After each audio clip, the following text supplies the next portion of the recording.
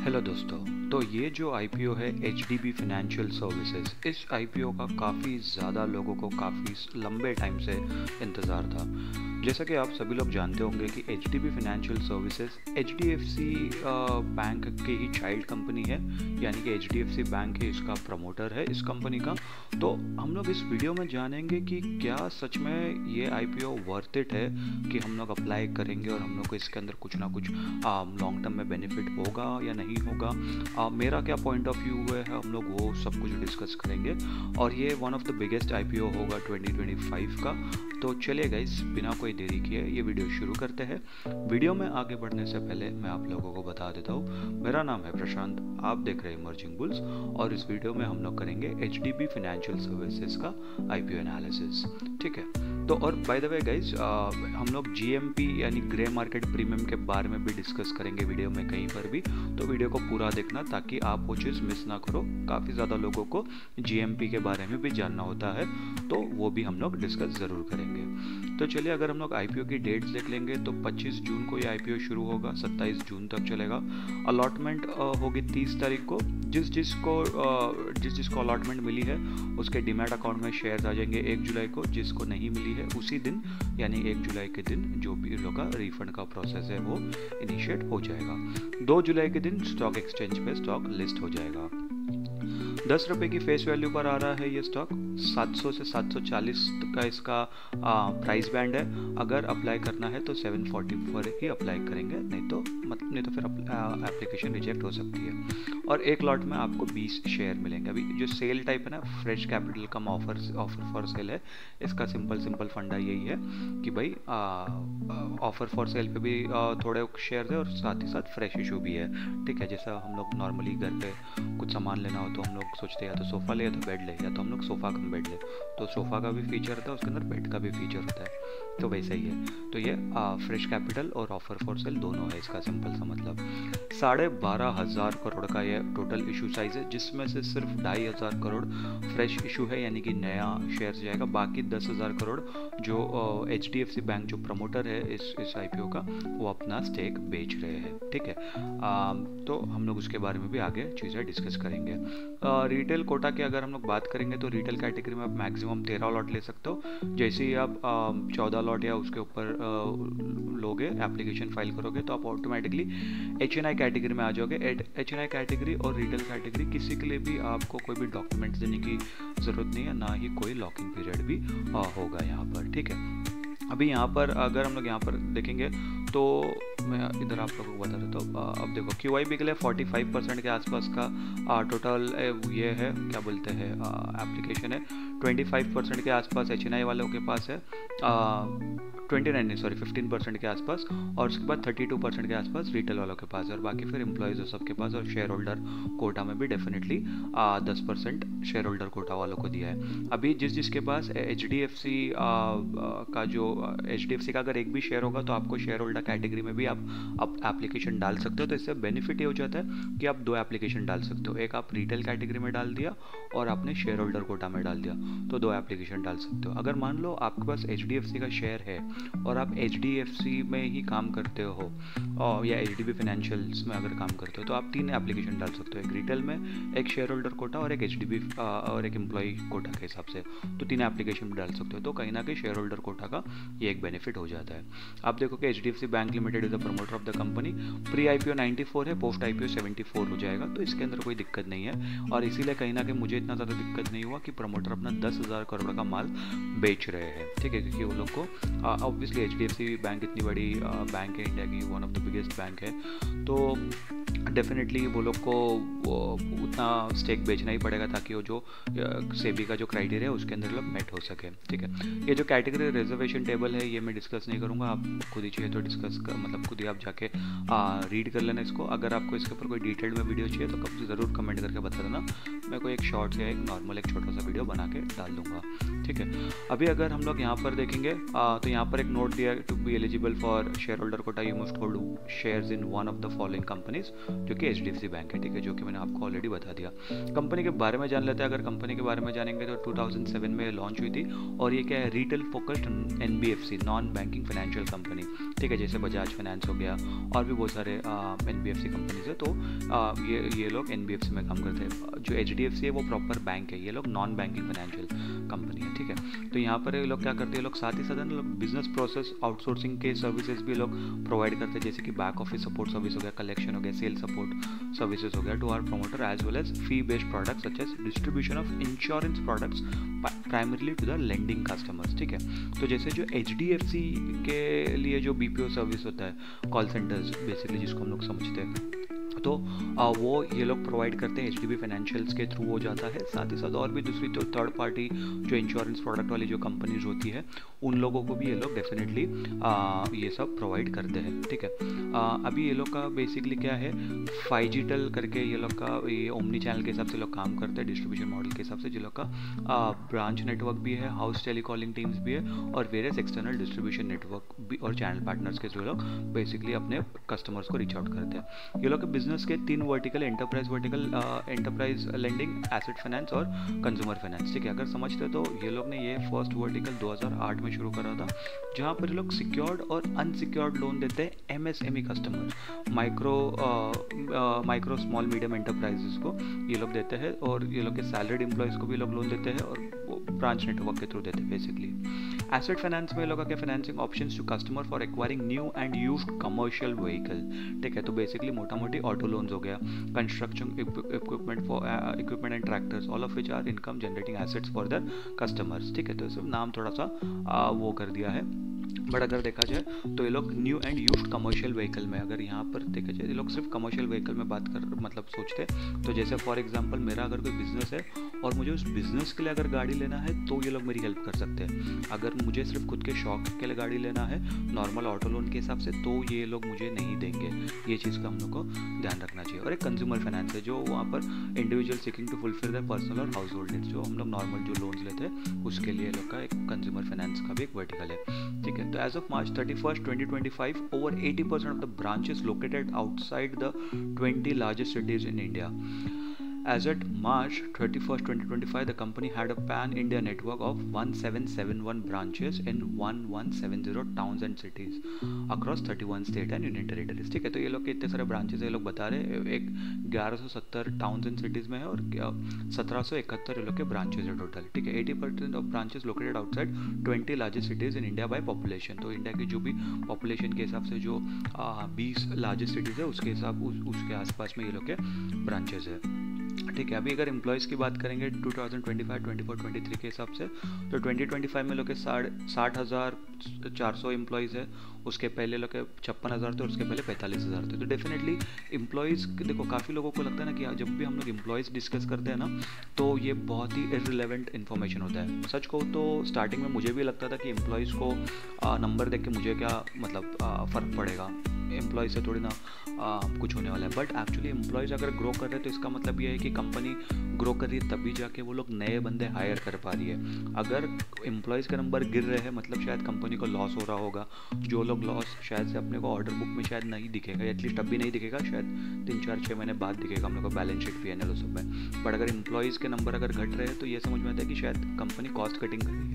But वो हर बार भी सच नहीं होता, क्योंकि शायद कभी कभी कुछ ऐसी टेक्नोलॉजी आ रही है जिससे शायद वो लोग को एम्प्लॉयज़ का पैसा ना देना पड़े, ठीक है। तो वो भी एक चीज़ होती है। तो वो हम लोग जब रीड करते हैं, सब कुछ समझते हैं, तभी हम लोग को समझ में आता है। बट अगर एम्प्लॉयज़ ग्रो कर रहे हैं तो इसका मोटा मोटा एक ही मतलब होता है कि भाई कंपनी ग्रो कर रही है, और उसके हिसाब से बिजनेस के लिए लोग को और नए एम्प्लॉयज़ चाहिए, ठीक है। कॉम्पिटिटिव स्ट्रेंथ की अगर हम लोग बात कर लेंगे तो लोग का highly granular retail loan book है, bolstered by large and rapidly growing customer base with a focus on serving underbanked customer segment, ठीक है। underbanked customer segment का सिंपल मतलब होता है कि जिस एरिया में ऐसा लगता है कि भाई इधर ज़्यादा बैंकिंग ऑप्शंस नहीं है कस्टमर के पास, तो हम लोग उस लेवल पे हम लोग कस्टमर्स को सर्व करेंगे। अगर आपको मान लो कोई भी एक एग्जांपल लेते हैं, मान लो जैसे कि मुझे लैपटॉप के लिए लोन लेना है, ठीक है, बट अगर मुझे सिर्फ लैपटॉप के लिए लोन नहीं मिल रहा, मुझे फ़ोन के लिए लोन मिल जाता है, मुझे गाड़ी के लिए लोन मिल जाता है, बट स्पेसिफिक मुझे लैपटॉप के लिए मान लो लोन नहीं मिल रहा, मतलब एक एग्जांपल ले रहा हूँ मैं, ठीक है। तो ये लोग सिर्फ लैपटॉप के लिए एक स्पेसिफिक लोन, एक सेगमेंट बना सकते हैं कि भाई आपको ये लैपटॉप के लिए लोन चाहिए, कौन सा कॉन्फ़िगरेशन है, कौन सा ब्रांड है, उसके हिसाब से हम आपको एक लोन बना के देंगे। वैसा ये लोग करने की बेसिकली कोशिश कर रहे हैं, ठीक है। अभी ये लोग का क्या है, large diversified season product portfolio है, ट्रैक रिकॉर्ड है, और ग्रोथ एंड प्रॉफिटेबिलिटी भी ये लोग का साइकिल्स के थ्रू है। और ठीक है, और तीसरा ये लोग का कॉम्पिटिशन क्या है, tailored sourcing supported by an omni channel and digital powered pan India distribution network. तो डेफिनेटली वो तो हो गए, क्योंकि HDFC बैंक का भी सपोर्ट है, और HDFC बैंक हम सभी को पता है कितना बड़ा बैंक है, ठीक है। Comprehensive system and processes contribution to robust credit underwriting and strong collection, ठीक है। तो ये सब डेफिनेटली लोग के स्ट्रॉन्ग पॉइंट्स तो है। देखो कंपनी, अगर हम लोग HDFC बैंक का ही नाम जब जोड़ देते हैं तो मोटा मोटी थोड़ा सा एक वो आ जाता है, एक सिक्योर्डनेस आ जाता है कि भाई एक सेफ्टी हो जाता है कि हाँ ठीक है, भले से अगर हम लोग इतना फटफट शायद ग्रो ना करें, बट कंपनी डूबने की पॉसिबिलिटी बहुत ज़्यादा कम हो जाती है। मैं बिल्कुल भी नहीं कहूँगा कि ज़ीरो हो जाती है, क्योंकि ऐसा कोई भी कंपनी में नहीं होता। कोई भी आप बड़ी से बड़ी कंपनी उठा के देख लो, वो कभी ना कभी होने की पॉसिबिलिटी ज़रूर रहती है, ठीक है, भले से वो 1% का पॉसिबिलिटी हो। जिस किसी को नहीं पता है तो आप लेमन ब्रदर्स का एग्जाम्पल ले सकते हो। 2008 में जो क्राइसिस आया था, ग्लोबल क्राइसिस, उसके अंदर भी Lehman Brothers one of the biggest bank था पूरे वर्ल्ड में, वो भी गिरा, ठीक है, वो मतलब ख़त्म ही हो गया कंपनी, करेक्ट। तो इसलिए हमेशा 1-2% का पॉसिबिलिटी तो ज़रूर रहता है वहाँ पर। अभी अगर हम लोग यहाँ पर कंपनी के फाइनेंशियल्स की बात कर लेते तो यहाँ पर ये लोग ने ऑलरेडी दिया है कि ये लोग का 15% रेवेन्यू इंक्रीज़ हुआ है, 12% का ये लोग का पैट डिक्रीज़ हुआ है अगर हम लोग मार्च 2024 के कंपैरिजन में करेंगे मार्च 2025 का, ठीक है। तो पैट ड्रॉप होना थोड़ा सा एक चिंता की बात है, क्योंकि जहाँ पर आपका रेवेन्यू इंक्रीज़ हो रहा है और पैट वहाँ पर डिक्रीज़ हो रहा है, बट शायद से वो रहेंगे कि लोग के कुछ फिक्स्ड कॉस्ट बढ़ गए रहेंगे, या फिर कुछ भी एडिशनल कॉस्ट जो लोग के शायद बढ़ गए होंगे, उसके वजह से कहीं ना कहीं ये हुआ होगा। अच्छी बात यह है कि यहाँ पर फुल ईयर 3 साल का फुल ईयर का डेटा है अपने पास। एसेट्स की बात करेंगे तो पहले 70,000 के एसेट्स थे, फिर 92 हो गए और अभी 1,08,000 के एसेट्स है। रेवेन्यू की बात करेंगे तो 12,500 करोड़ का रेवेन्यू था, फिर 14,171 करोड़ का रेवेन्यू हुआ और अभी 16,300 करोड़ का रेवेन्यू है, ठीक है। उसके बाद अगर प्रॉफिट आफ्टर टैक्स की बात करेंगे तो 1900 के आसपास का 1950 करोड़ के आसपास का रेवेन्यू था, फिर लगभग 2500 करोड़ का हुआ, और यहाँ पर अगर आप देखोगे तो 300 करोड़ का रेवेन्यू में डिप आया है, 2200 करोड़ के आसपास का रेवेन्यू है यहाँ पर। एबिटा भी अच्छा खासा है, 6,250 करोड़ का एबिटा था, फिर उसके बाद 8,300 और उसके बाद 9,500 पे एबिटा तो डेफिनेटली ग्रो हुआ है यहाँ पर। तो यहाँ पर कोई ना कोई शायद लोग का जो पुराना कुछ बाकी रहेगा टैक्स वैक्स सब में, वो शायद पेमेंट की वजह से गया होगा, या कुछ और दूसरा रीज़न हो सकता है जिसकी वजह से यहाँ पर, क्योंकि एबिटा तो ग्रो हुआ है और यहाँ पर इशू आया है, ठीक है। तो डिप्रिसिएशन, एमोर्टाइजेशन वो सब की वजह से शायद कुछ ना कुछ यहाँ पर प्रॉफिट आफ्टर टैक्स में वो कम हुआ होगा। रेवेन्यू रिजर्व्स की बात कर लेंगे तो 10,500 करोड़ के रिजर्व्स, 13,000 करोड़, 15,000 करोड़। यूजुअली कभी भी NBFC कंपनीज, इंश्योरेंस कंपनीज और बैंकिंग कंपनी में कभी भी हम लोग को बोरोइंग नहीं देखना चाहिए, क्योंकि इनका काम ही होता है कि बोरो करके लोन देना, करेक्ट। 3% पे मान लो बोरो कर लिया, ये लोग ने RBI से बोरो किया, कस्टमर से बोरो किया, XYZ जिधर से भी बोरो किया, 3% में मान लो बोरो किया, 5% पे ये लोग ने लेंड किया, यानी कि उधार दिया। 3% पे उधार लिया, 5% पे उधार दिया, तो जो बीच का जो 2% है वो ये लोग का प्रॉफिट होता है। ये चीज़ को हम लोग को ऐसे समझना चाहिए, तो इसके लिए बोरिंग का हम लोग ध्यान नहीं देंगे। कंपनी का मार्केट कैपिटलाइजेशन देखेंगे तो 61,253 करोड़ है, डेफिनेटली लार्ज कैप है।